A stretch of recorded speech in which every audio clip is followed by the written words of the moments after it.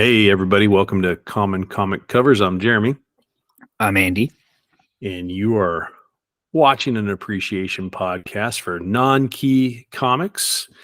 And today we're going to take a look at some common covers, and we're going to take a look at a stack of books that we've bought these last couple days. And then we're going to head to the brackets, and it's February Madness. And we're going to look at where we're at on the brackets on the either or that Andy's going to present here in a little bit. But Andy, I'm going to kick it over to you. Say something to everybody. Yeah, thank you. I really appreciate everyone tuning in. Is that tuning in? That's an old saying. Yeah. How to date myself. WZRS. KPRZM. Yes, Cincinnati. Yeah. I have what Andy is trying to say is please subscribe to this podcast on this YouTube channel. Follow us on Instagram. Make comments in the comments. Engage with us and enjoy. Yeah, my wife has said it's very important that we add more subscribers. Have you had that conversation with your wife too? You're not answering. You're just shaking your head. No, you don't want to bring up. You don't want to talk about wives. No, we can't. No, that's fine. But, okay. But no, my wife does not tell me. She didn't tell you what to do. I need more subscribers. She's like, I want my husband to be popular. She didn't say that. No. I'm 46. I have a closet full of comic books. So yeah, that shit has sailed. You know what? I am almost in that club. I'm 45, but very similar. Very similar. I had a closet, then somebody moved out, so now they're in a different room. But yeah. So let me show you my comic for today. Yep. It is Hulk 135, which is I love it because it has Kang the Conqueror, which is kind of the new MCU villain, maybe. I don't know. He's been in trouble. The actor got in trouble with the law. So I don't know what's going to happen with that. But Hulk is getting crushed by the year 1971, which is older than me. But it's a 15-cent comic. So it came out in the Bronze Age. Silver Age kind of went through 1970, and most of those comic books were all 12 cents. So if you see a 15-cent comic, you know you're out of the Silver Age. I always like collecting the 15-cent comics because it's just right on the cusp there. I think maybe a few were in the Silver Age, but in general, it's early Bronze Age. I don't stop doing that with your hands. Yeah. Okay. You know, the just levels. Just a quick show note.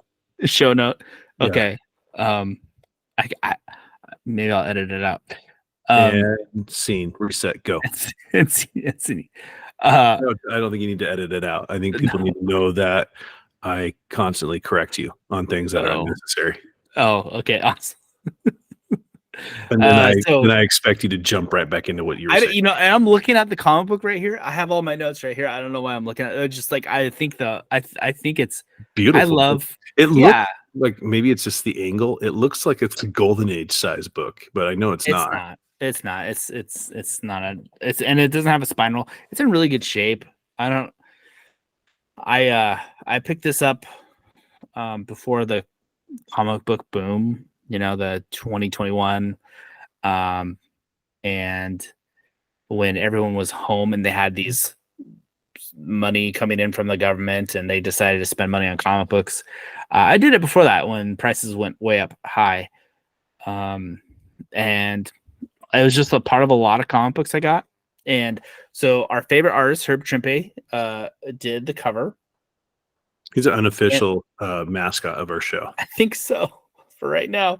And he did the inks on the cover here. In the interior, Marie Severin did the colors.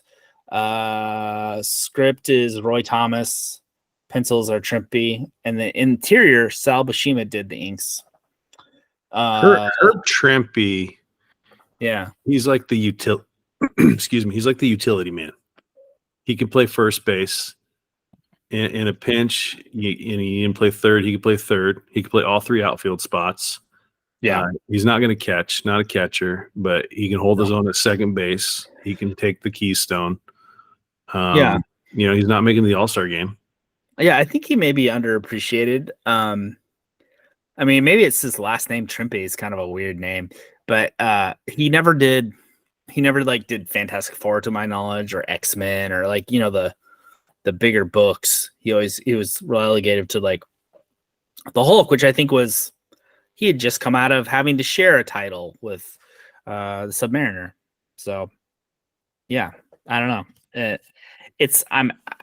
I appreciate it. Can you recognize Herb Trimpe's style? No, I can't. Yeah. I mean, you might be able to, but I don't know. Folks, you can recognize certain artists' style.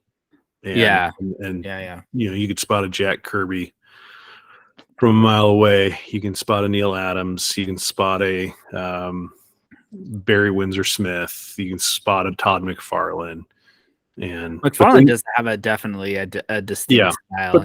But then, and that's going to be a theme with my comic cover as well. There's, Marvel and DC and all the companies, they're producing hundreds upon thousands of comic books a year. We need some artists just to come in, draw some pictures. we just need somebody to draw pictures. Yes, we need to draw pictures.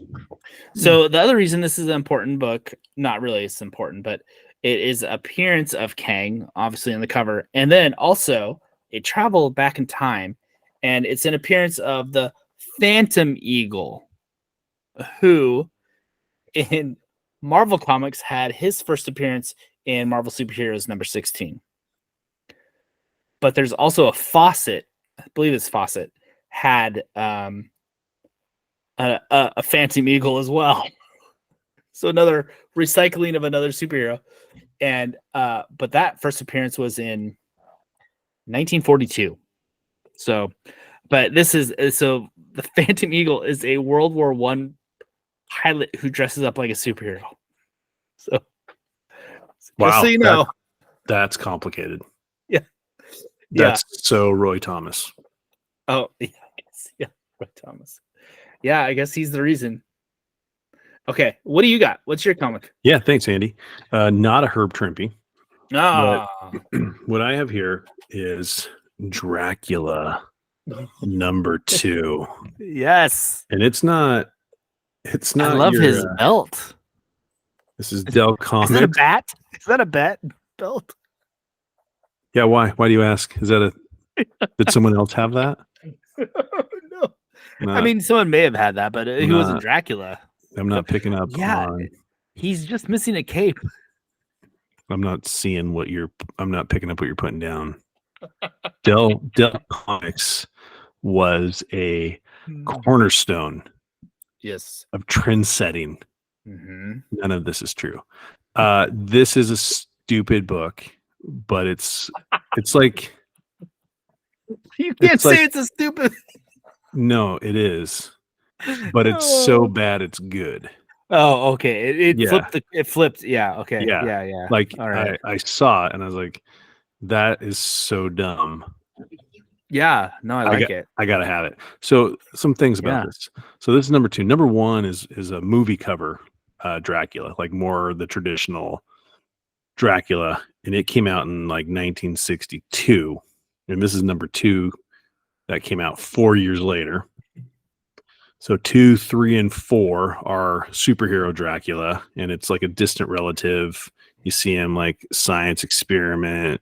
Whoa! If I remember right, he like gets some blood from Dracula. Weird, right? Yeah. And that's how he turns into superhero Dracula. And so anyway, like 2, 3, and 4 are all superhero Dracula stories, and then it stopped in like 66. Oh, I got my notes here. Yeah, so those came out 66, 67, and then number 6. So 2, 3, 4. I don't know what happened to number 5. Yeah, 5's the cursed number. Cursed number, and then 6, 7, 8 came out in 1972, and 6, 7, and 8 are reprints of 2, 3, and 6. So Wait, say that again. So number what? 2 Yeah, and number 6 yeah. are the exact same book. Hmm. And number 2, I mean, And there was no 5. hey guys, what should we put out this year?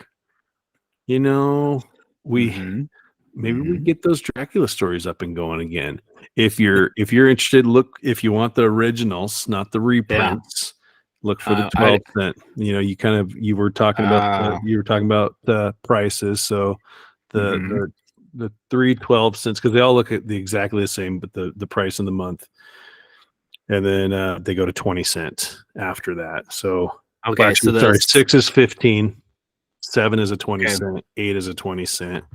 But okay, but look, if you're buying 12-cent books, you're getting the right books. if you're buying 12-cent Dells, you're getting the Mm. wrong right books. Yes. Same with, Trimpe, a lot more recognizable than this young man but kind of along the same lines of, like, at the end of the day, we need the Bill Frasios of the world. Bill Frasio. We need Good we job need at saying that name. Who knows if it's right though, we right? need Bill Frasios. Went by a few other names but I just need you to write some comics. I need you to draw this. You'll do. You'll You do. you seem to be okay at this. Yeah. Not a household artist name, but I don't know. I like Dracula. I love Tomb of Dracula.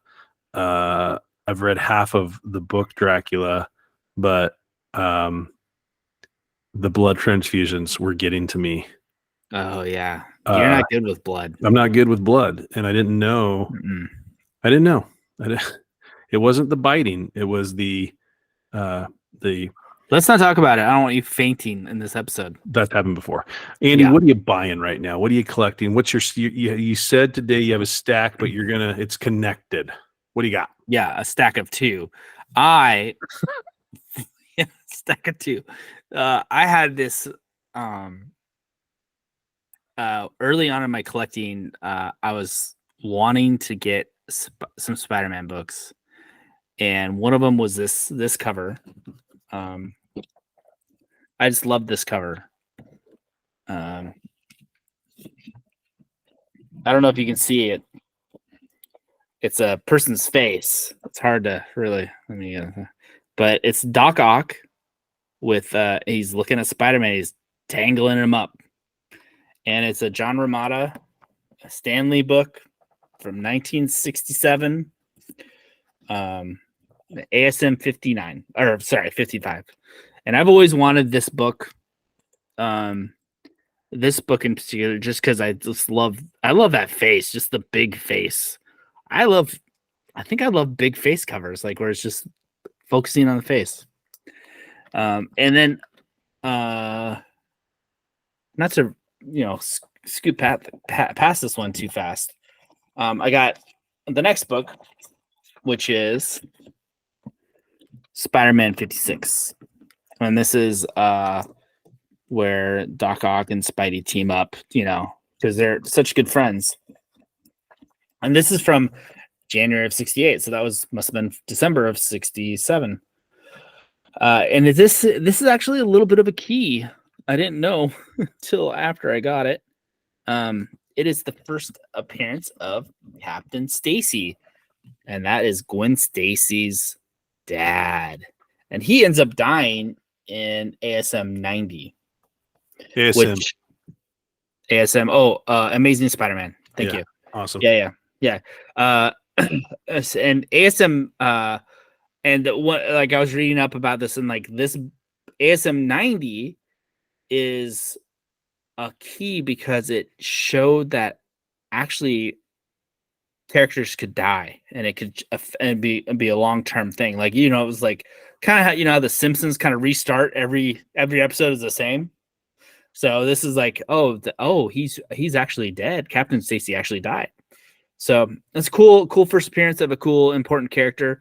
Not the first appearance of Gwen Stacy, but one day It Shall Be Mine as well. I How love about those. you, Jeremy? Are those both? You said those are both Romitas? Yeah, and I picked Those are- yeah, both Stanley, John Romita's, and I picked these both up for less together for less than $100. That's awesome. I love Ditko and I love McFarlane, Sure. but when I close my eyes and think of Spider-Man, it's a John Romita Spider-Man. Senior. Yeah. Yeah, no, he I think is the Quintessential Spider-Man artist. yeah, I think so. I'm trying like for me it's the 80s. Okay. And offhand I don't remember who did it, but I feel like they, obviously were heavily influenced by John Romita. So I wouldn't be surprised if it was a young man named Herb Trimpe. yeah, Hey, so it's my probably his turn right son. now. It's probably Herb Trimpe Jr.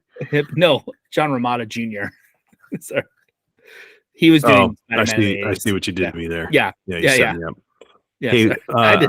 I have a stack of 4, a little bit more of a stack. Oh no. And these are some of my favorite comic books to collect.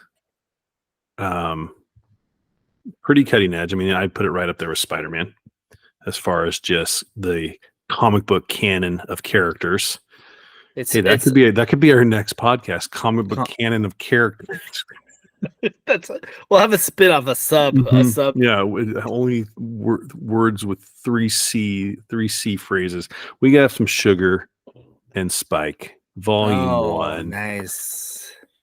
And that's a cool looking cover. Sugar and Spike number 88. I like that cover. Hey, wait, you say 88? There was 88 of these things? Oh, there's 98, buddy. Oh. And I'm going to show it to you here in a second. Oh, good. So I was able to grab, and these are all 64-page specials, DC comic books. I love it. It's not it's a special label right there. It's a kid label. No, isn't that cool? Yeah.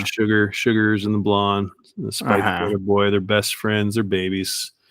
They never age. Are they unrelated? Are they they're neighbors. They're neighbors. Okay. So Sugar and Spike 96, 97, and 98. How much does this cost you? Trick or treating. These 3, and they're in really not normal Jeremy condition. I think I paid $30 for these 3 from the same seller. Oh, and I probably paid $5 for that one. I don't pay a lot for these books. They're hard to get in good condition. Yeah, because they were kids' comic books, and then in a lot of them in the centerfold are cutout dolls. Yeah. And so getting it without the cutouts and getting it in somewhat good conditions hard, but that never bothers me. I'll tell you how I came across Sugar and Spike. So it's Sheldon Mayer. Sheldon Mayer did a few other things, but he is the writer and artist for Sugar and Spike. And I was reading. He did the Sidewalk Never Ends, right? The Sidewalk Never Ends. That's Shel Silverstein. Oh, similar. Sheldon Mayer, not Shel Silverstein. Wow. I was reading on Twitter, now known as X. We're not going to start that again. Gail Simone, who is a great comic book writer, was making a comment, and I can't quite remember what she was saying, but I want to say, and it's a common comic cover episode here. She was pontificating on Howard the Duck and Steve Gerber, or someone was, because she was trying to read something, but it was by a different writer, and she was just kind of saying, I can't read Howard the Duck that's not written by Steve Gerber. It's just not, I can't do it. And our good friend, we talked about him last show, Kurt Busiek, gave a few other examples, and one of the examples he said was, yeah, I feel the same way about this, and this. And one of the things was Sugar and Spike. And I was like, what the heck is Sugar and Spike?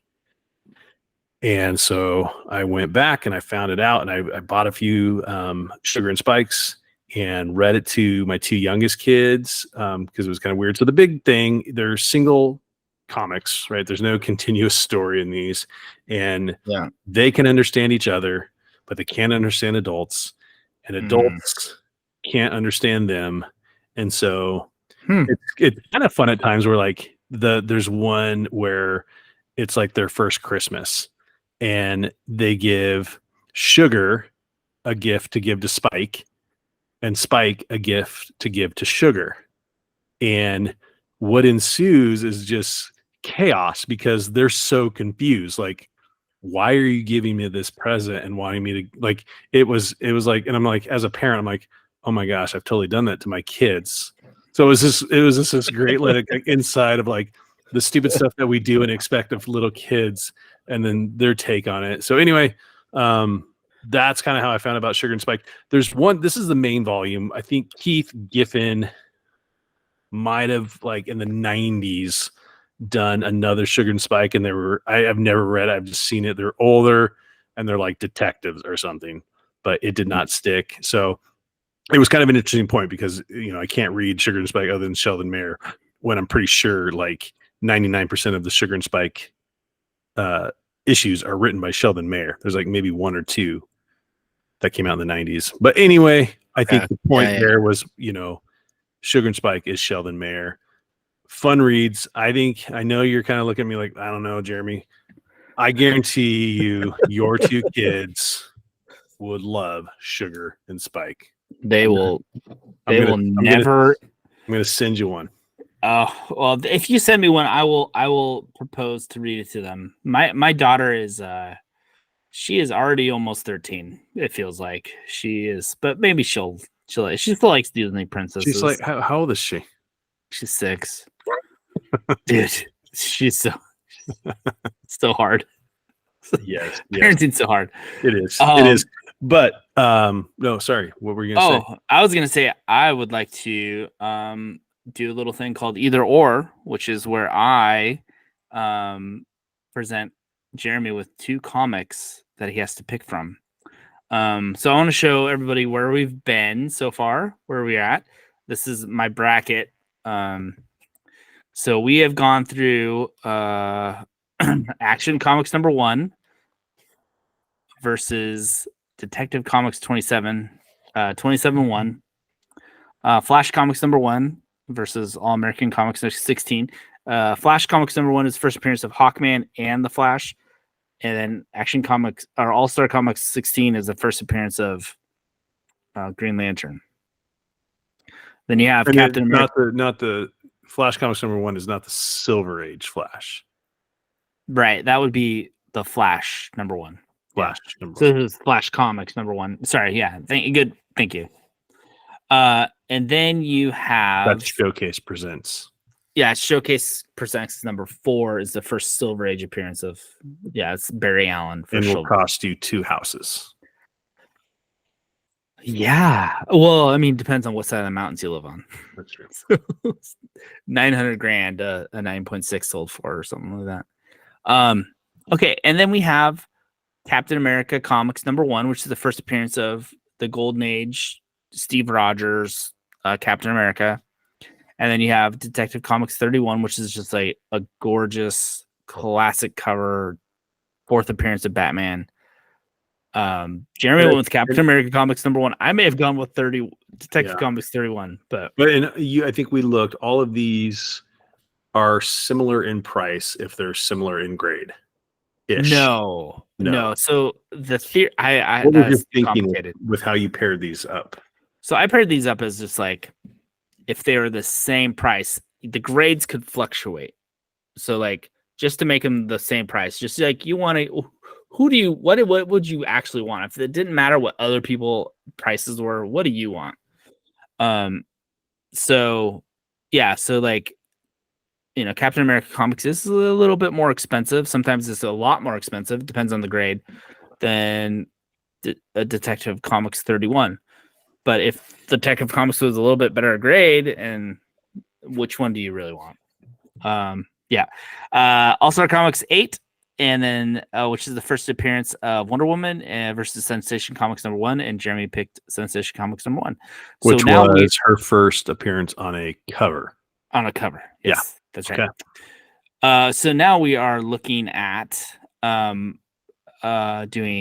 Detective Comics 27 And that's the first appearance of Rocco the Gangster, right?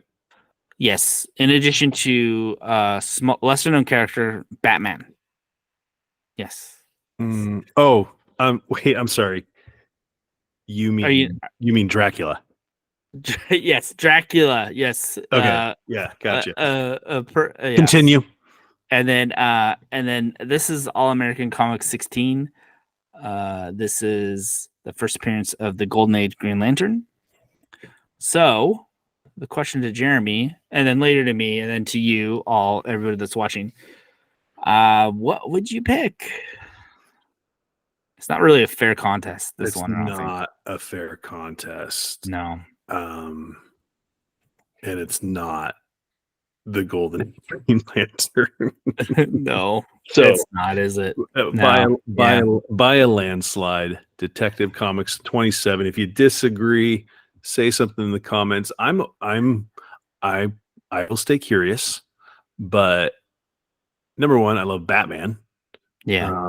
And number two, this is the first appearance of Batman. I like Green Lantern. I like Hal Jordan. That's cool, but I don't really need to say a lot. I don't remember the Green Lantern's name. The Golden Age one. I can't. That's your answer right there. Not Hal Jordan. Not Hal Jordan. Right. Yeah. I'm like, I gotta ask though, was this comic book really $7 back in? No, this is the reprint. I just picked the image of the reprint. So I could have just grabbed my. I kind of felt that way, but I was like, yeah, like when this book came out, $7. That was a lot of money. I think $7 is the mortgage payment. What kind of kid is putting down $7 to buy this? No one is. No child is putting $7 down. Well, now, no. Well, I should say, no child currently is putting $7 down for that book. Almost. I so wanted to buy Ultimate Spider-Man #1 or Ultimate Spider-Man or Ultimate Black Panther that came out today or last week. I mean, okay, whatever. Yeah, but they're $6. Whoa! And instead I went and bought Thunder Agents 18 and Thunder Agents 20 for $9 combined. Wow. Yep. There's a new Ultimate Universe. I don't know if you know that. I do. The Ultimate Spider-Man was like a big hit. Yep, but it's cover price $6. $6 for Ultimate Spider-Man and the Ultimate Black Panther. That's a lot of money. Just for maybe it'll go lower after #1. No, most of them are at that price now. It's crazy. Well, okay, so Andy, so the brackets. So what? Yeah. What am I looking at next week? Oh yeah. So next week it'll be. Let me present that so everyone can look. So